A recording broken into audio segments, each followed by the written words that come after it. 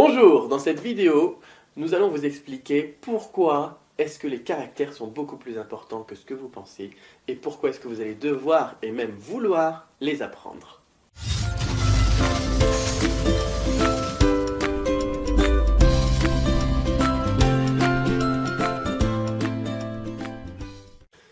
Bonjour, je suis actuellement à Guiyang avec Sylvain Ducarne, je suis Bonjour. Cédric Beau et nous sommes dans la période la plus froide de l'année. Il faut savoir qu'ici, une semaine par an en été, il fait environ 40 degrés et une semaine par an en hiver, il fait environ moins 5 degrés, en sachant qu'il fait très humide ici.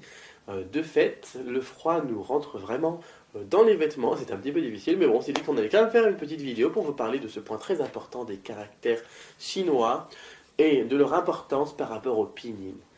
Alors, Sylvain, dans un premier temps, le pinyin, qu'est-ce que c'est le pinyin? Pour faire très large et très raccourci, c'est la transcription en caractère latin du chinois, Voilà, en fait, c'est juste l'écriture du chinois avec nos lettres à nous.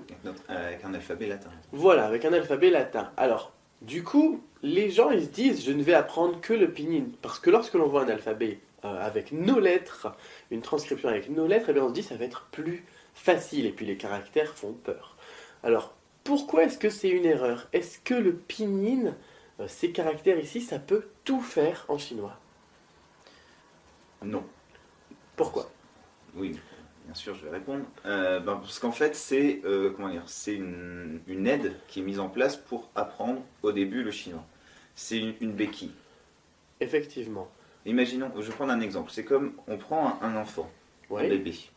Quand il va apprendre à marcher, on va l'aider, on va le tenir par les bras, on va le mettre dans une espèce d'appareillage pour qu'il se tienne droit. Mhm. Mais il va pas marcher avec toute sa vie.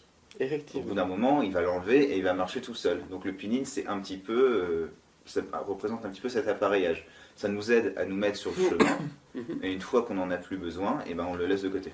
Et voilà, il faut absolument le laisser de côté dès que c'est possible. C'est comme les petits trous aussi à un vélo. Exactement. Voilà, ça c'est essentiel de savoir ça. Il faut d'abord savoir aussi que le pinyin c'est une invention assez récente et qu'avant on apprenait le chinois sans pinyin, sans transcription, avec notre alphabet ou avec des transcriptions différentes. Donc c'est vraiment pas l'essentiel de la langue. Alors, le pinyin, du coup, moi si les gens ils me disent oui mais je vais apprendre que le pinyin, je veux pouvoir me débrouiller juste à l'oral ou quand je tape sur l'ordinateur, ça me met de toute façon les caractères. Pourquoi est-ce que c'est une erreur? Imaginons qu'on veut dialoguer avec un chinois. Mhm. On se dit, c'est très bien, j'ai le pinyin, donc il suffit que je tape, l'ordinateur me le transcrit. Oui, ça c'est vrai. Donc j'envoie un mail par exemple à un correspondant chinois, et imaginons qu'il me réponde. Il va Voilà, me répondre en caractères. effectivement. Comment je fais pour les lire Et là, ce n'est plus possible et la communication, effectivement, n'est plus possible, tout simplement. Alors, il faut donc, déjà, pour ce point-là, apprendre les caractères. Ensuite, lorsque l'on apprend le chinois, c'est vrai que peut-être que vous allez avoir envie d'aller voyager en Chine. Si on ne connaît pas les caractères en Chine, certaines personnes me disent, oui, mais regarde, j'ai eu une photo à Shanghai, à Pékin, en dessous du panneau, il y a écrit le pinyin ou il y a écrit l'anglais. C'est pas gênant, du coup. Une fois que sorti de Shanghai ou de Pékin, par exemple ici à Guiyang, à part sur vraiment les gros axes, il n'y a pas de pinyin sur les panneaux. Effectivement, alors il faut les transcriptions, même dans certaines villes de Chine comme à Wuhan où la communauté française est très présente, on a des transcriptions en français aussi. Mais la Chine, ça représente à peu près 17 fois la France, et se limiter juste à 3 villes parce que il y a sur les panneaux des transcriptions en anglais ou en pinyin, ça reste quand même assez justement restreint. Exactement. Ensuite, le pinyin, il faut aussi savoir que en Chine, on a pas mal de dialectes. Nous, quand on apprend le pinyin, c'est-à-dire que l'on apprend la prononciation du mandarin standard. Mais le chinois et les caractères chinois, c'est une écriture logo. C'est comme les chiffres en français, par exemple, un 8. Lorsqu'on écrit 8, on peut le lire dans toutes les langues, mais la prononciation sera différente. Alors, c'est pas parce qu'un Allemand va apprendre à dire 8 et associer du coup le 8 au 8 en français que ça va marcher en Espagne. S'il va aller en Espagne, il va dire 8, et bah du coup, ça va pas marcher du tout. Tandis que s'il connaît le chiffre 8 et qu'il va aller en Espagne et qu'il va écrire le 8, là, ça sera prononçable partout. Eh bien, en Chine, on a ce même phénomène, c'est-à-dire que les prononciations et les dialectes sont différents. Par contre, l'écriture est toujours la même. Comme nos chiffres ou comme un code de la route, les panneaux, c'est toujours les mêmes. sauf que l'on peut les prononcer différemment dans les autres langues. Et bien en Chine, on a donc la même chose. Et si on n'apprend pas du coup les caractères, et bien là aussi on se restreint à parler juste avec 70% des Chinois, si ce n'est un petit peu moins. C'est vrai que les dialectes locaux se perdent un petit peu. On va avoir de plus en plus de personnes qui parlent le mandarin standard que l'on apprend dans les formations ou à l'école. Par contre, eh bien, effectivement, eh bien, c'est gênant lorsque l'on veut s'exprimer avec donc, des personnes d'autres régions, bien alors lorsqu'on regardait la télé régionale ou regarder les personnes d'ailleurs d'une autre région qui parlent à la télé. Il faut savoir qu'en Chine, à la télé, on a toujours les sous-titres. Alors Sylvain, toi qui as appris le chinois à l'université, est-ce que tu peux nous parler de la place du pinyin dans les cours, dans l'apprentissage? En fait, c'est très simple. Quand on arrive, on nous donne au début un manuel, on a un simple manuel de base qui va nous apprendre les situations de la vie courante. Donc quand on l'ouvre, on est content parce qu'on se dit il y a les caractères, mais en dessous il y a le pinyin. Donc on cède facilement à la tentation de se dire bon, les caractères. Voilà. Alors qu'en fait, c'est une grosse erreur parce que dès qu'on passe avec le vrai manuel standard, le pinyin disparaît. En fait, si vous avez eu l'occasion d'ouvrir un manuel de chinois, quelle que soit la langue dans laquelle il est écrit, vous apercevez vite que le pinyin est réservé seulement au vocabulaire. En fait, il y a le pinyin à côté du caractère seulement dans le vocabulaire. Dans tout ce qui est texte, il n'y a plus de pinyin. Donc, si vous voulez apprendre le chinois efficacement et que vous dites je vais me focaliser sur le pinyin, au bout d'un moment, vous ne pourrez même plus progresser parce que les manuels ne sont même plus traduits en pinyin. Donc, vous allez avoir appris les bases avec le pinyin, mais à partir du moment où vous allez être bloqué parce que votre apprentissage ne va pas pouvoir se poursuivre du fait que vous n'avez pas appris les caractères. Effectivement. Et alors aussi, il y a quelque chose qui est formidable avec l'apprentissage du chinois, c'est que les caractères, c'est quelque chose qui paraît un petit peu même, c'est mystique et les gens ils ont l'air de dire que c'est vraiment super compliqué parce que c'est des dessins, des représentations avec des traits qui vont dans tous les sens et si on ne comprend pas le fonctionnement dont on va parler juste après, eh bien ça a donné une expression très courante. Pour moi, c'est du chinois. Alors c'est vrai est-ce que tu ne penses pas qu'on a une certaine aussi fierté à maîtriser quelque chose qui paraît vraiment super compliqué pour le commun des mortels, j'ai envie de dire. Ah, clairement, si. C'est très gratifiant d'arriver à pouvoir lire un texte même basique, sans pinyin, avec que les caractères, et de le comprendre. Ça donne un sentiment d'achèvement, et ça fait plaisir en fait. C'est tout bête, mais quand on arrive à lire son premier texte en pinyin, on ressent une certaine fierté qui fait qu'on a envie de... En caractère, pardon. Qui fait qu'on a envie de progresser. Effectivement. Et on a aussi un autre côté aussi qui est aussi très gratifiant et très plaisant au niveau des caractères, c'est aussi l'empreinte de la culture dans les caractères. Alors est-ce que tu peux nous en parler un petit peu de ça? En fait, comme je l'ai dit dans la précédente vidéo, l'évolution de la Chine se fait en même temps que l'évolution de son écriture. Donc on voit l'évolution par exemple, de la géopolitique chinoise en fonction de comment évoluent les caractères. Donc le premier système standard des caractères a été mis en place avec le premier empereur, donc on peut faire une corrélation, et en fait en fonction des grands changements qui ont lieu dans l'histoire de la Chine et des changements de dynastie, pour marquer leur empreinte, certaines dynasties vont vouloir réformer le système d'écriture, et en fait ce qui permet de voir la chronologie chinoise à travers l'écriture. Effectivement, et c'est vrai qu'on a aussi, donc il faut rappeler aussi que les caractères c'est à la base des représentations des idées, des représentations des objets, c'est pas des dessins, mais des représentations des idées que les Chinois donc vivaient à l'époque du premier empereur, et même avant. Parce que si on prend les premiers caractères, tout le monde connaît les hiéroglyphes par exemple. On a tous vu au moins un reportage ou un film qui se passe en Égypte et où on a gravé sur les murs tous ces dessins.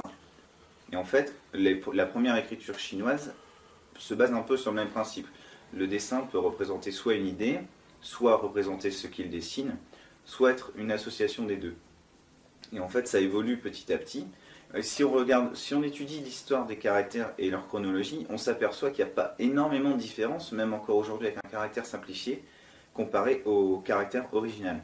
Par exemple, le caractère du cheval, quelqu'un qui va regarder le caractère ma d'il y a 3000 ans et d'il y a aujourd'hui, va voir qu'en fait, il s'agit exactement du même caractère, sauf que bien sûr, aujourd'hui, il est simplifié dans un souci d'apprentissage, mais il n'y a pas énormément de changements en 3000 ans d'histoire. Alors que si on compare, par exemple, ne serait-ce que le français du XVIe siècle de la Pléiade par exemple, avec le français d'aujourd'hui, c'est beaucoup plus différent. Effectivement, c'est vrai que ce point sur l'étymologie que tu nous expliques ici, c'est aussi très utile pour la mémorisation des caractères. C'est vrai qu'une fois qu'on connaît, parce que les caractères simplifiés, ils ont été d'ailleurs tellement simplifiés que parfois on se dit mais qu'est-ce que c'est que ça? Je peux pas le lire, je vois pas du tout de quoi ça va parler. Tandis que si on regarde aussi l'étymologie en même temps que l'apprentissage du chinois, ça va beaucoup aider la mémorisation. Parce que c'est vrai que quand on voit le ma, hein, l'évolution qu'il a eu donc du cheval au fil du temps, et que l'on regarde du coup le dernier et le premier en sachant l'étymologie, du coup là par contre, pour le retenir, c'est vraiment aussi une grande aide. Alors, tu nous parlais des composantes, tu nous dis des caractères d'association d'idées, de sens. Comment est-ce que c'est fait un caractère? Qu'est-ce que c'est qu'une composante? En fait, le caractère est divisé en plusieurs parties. Donc la partie qui est, pour moi, après ça peut varier, la plus importante, ça reste la clé. J'ai eu énormément de mal au début à apprendre les caractères parce que je voulais en fait l'apprendre comme une image, comme un tout. Alors qu'en fait, je me suis très vite aperçu qu'il fallait l'apprendre en partie. Si vous avez vu ou lu du chinois déjà, vous apercevez qu'il y a des composants de caractères qui reviennent souvent. Il y a des clés pour retenir les caractères. Et en fait, ces clés permettent de contextualiser le caractère et on se dit, tiens, cette clé représente l'herbe, par exemple, on va la retrouver souvent dans les caractères où il y a par exemple des animaux. Alors effectivement, c'est vrai que ces clés, ça va aider beaucoup à la fois à la mémorisation, ça va aider aussi à la compréhension. C'est-à-dire que si on a une clé que l'on connaît, donc un élément qui est super fréquent, qu'on retrouve très souvent dans les caractères, qui est par exemple celui de la clé de l'eau, la clé de la parole, etc., et on va pouvoir deviner à chaque fois, au moins que le caractère veut dire quelque chose qui a un rapport avec l'eau, qui a un rapport avec la parole. Alors ça sera peut-être le mot oral, ça sera peut-être le mot discours, ce sera peut-être un autre mot, mais on a aussi cette aide au niveau des caractères qui va nous aider donc à deviner. Ça peut aussi aider à la lecture parce qu'on a des composantes aussi de son qui reviennent de plus en plus, qui reviennent plus ou moins fréquemment. Et ces composantes de son, du coup, elles vont nous aider aussi à deviner comment se prononce approximativement le caractère. Du coup, même si on a un trou de mémoire ou qu'on a du mal à retenir la prononciation ou le sens, eh bien, on peut les retrouver rien qu'en ayant les caractères. Alors qu'avec le pinyin, eh bien, on peut rien retrouver du tout. Comment est-ce qu'on va pouvoir mémoriser les caractères du coup? Parce que les gens ils vont nous dire, oui, mais ça reste compliqué. Donc, tu as déjà donné des petites idées qui sont les caractères. Il ne faut pas les prendre comme un tout. Ça, on a le problème d'ailleurs beaucoup avec les autodidactes. Ils voient un caractère, ils regardent l'ordre des traits, parfois d'ailleurs, parfois ils ne le regardent pas, et ils le prennent en tant que tel et ils vont l'apprendre par cœur. Alors que si on décompose déjà en composantes de sens, en clés, en composantes de son, eh bien, tout de suite on a une grande facilité pour l'apprentissage. Mais alors, qu'est-ce que tu as d'autre comme méthodes qui vont pouvoir nous aider à mémoriser les caractères? Alors le plus simple, pour commencer, c'est de les écrire. Mhm. C'est tout bête, mais je veux dire, quand vous avez appris, ou quand nous avons appris à écrire les lettres de l'alphabet, on a tous fait des lignes avec des A, des B, etc. Le conseil en fait que je vous donne, qui est tout simple, vous prenez une feuille de papier, quadrillée, c'est plus simple pour en fait vous permettre de faire les caractères à peu près tous de la même taille, et vous écrivez le caractère. Vous l'écrivez 10 fois, et vous faites ça 3-4 fois. Et vous allez voir, automatiquement votre cerveau va, en plus en écrivant avec l'ordre des traits, vous allez tout de suite retenir en fait le caractère. Ça va prendre peut-être une semaine en l'écrivant 10-15 fois par jour, mais vous êtes certain en fait après cette semaine de jamais l'oublier. Bien sûr, des fois quand vous allez le voir, surtout si c'est un caractère avec énormément de traits, vous allez dire ah c'est quoi, mais en réfléchissant 10 secondes, 15 secondes, ça va revenir automatiquement. Ensuite, l'autre conseil que je peux vous donner, c'est de vous faire des petites cartes. En fait, j'ai commencé personnellement à faire des post-it sur mon mur, mais je me suis très vite aperçu que mon mur n'était pas assez grand. Donc, je me suis fait un système de flashcards. Donc, c'est très simple. Vous écrivez sur un côté de la carte le caractère, et de l'autre côté, vous écrivez sa traduction. Vous mettez le nombre de traits, son pinyin. Important, vous ne mettez pas le pinyin avec le caractère. Il faut que votre cerveau visualise le caractère tout seul. Le pinyin est juste là, en fait, pour vous aider à retenir la prononciation. Et en fait, sa signification, le petit conseil que je donne aussi, c'est si vous avez la possibilité de l'intégrer dans un ou deux mots ou une ou deux phrases pour vous aider à le remettre dans le contexte. Et, ça vous aidera en fait à vous rappeler plus facilement où on le place dans une phrase et à quoi il peut servir. Alors je vais reprendre tes deux points pour les compléter. Alors moi j'ai une méthode que j'utilise, qui est très efficace, que j'utilisais avec mes élèves au lycée et dans ma méthode, c'est la répétition espacée ajoutée à l'écriture en travaillant les 3 mémoires. Alors qu'est-ce que ça veut dire? Même si j'en ai déjà parlé dans d'autres vidéos, le travail sur les 3 mémoires, c'est qu'il faut écrire. On va écrire les caractères trait par trait. Donc ça, c'est ce que tu disais. Ça, c'est très très bon pour la mémoire. Ensuite, ce qu'il faut faire aussi, c'est prononcer le caractère lorsque l'on trace le dernier trait. Comme ça, en le traçant, on le voit, on travaille donc la mémoire visuelle. Le tracé fait travailler la mémoire mécanique, comme lorsque vous tapez votre code de carte bleue, vous le connaissez par cœur, les doigts ils font tout seuls le truc, ou quand vous tapez sur l'ordinateur, vous ne regardez plus le clavier, etc. Ça, c'est la mémoire mécanique. Donc ça va travailler déjà cette mémoire-là, plus la prononciation lorsque l'on trace le dernier trait, ça travaille donc la mémoire orale. Comme on a tous des mémoires qui sont inégalement réparties, il y en a qui se disent je suis plus visuel, je suis plus auditif, etc. Eh bien, on est forcément plus visuel ou plus auditif, mais on reste quand même un petit peu de l'autre. Et donc travailler les 3, ça va permettre de booster à fond la mémoire. Alors, il ne faut pas faire trop. Tu dis 10 fois, moi je dirais même 5 fois. 5 fois, vous écrivez le caractère 5 fois, et vous le refaites 3 jours après. Puis vous le refaites 7 jours après, puis vous le refaites 3 semaines après, et ensuite 3 mois après, avec le principe de la répétition espacée.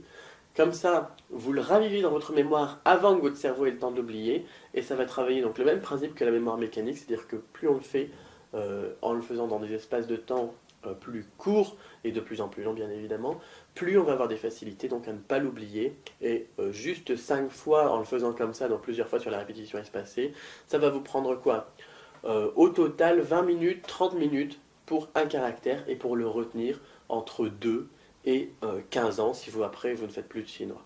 Donc ça c'est vraiment très très important, je pense, au niveau de la mémoire. Alors tu parles aussi des flashcards. Il y a un très très bon logiciel aussi pour ceux qui n'ont pas envie de faire leur propre flashcard et qui ne sont pas forcément très manuels ou très bricoleurs, qui n'ont pas cet esprit créatif. C'est le logiciel Anki dont je vous reparlerai dans une vidéo prochaine. Alors je ne sais pas quand exactement, mais ça va venir bientôt. Est-ce que tu as d'autres conseils encore au niveau de la mémorisation?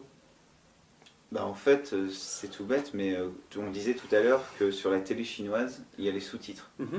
Donc si vous avez la possibilité sur votre télévision ou sur Internet de regarder des programmes, je vous encourage vivement à le faire. Partez pas tout de suite sur des programmes politiques ou scientifiques. Ouais, un truc tout bête, un dessin animé pour enfants.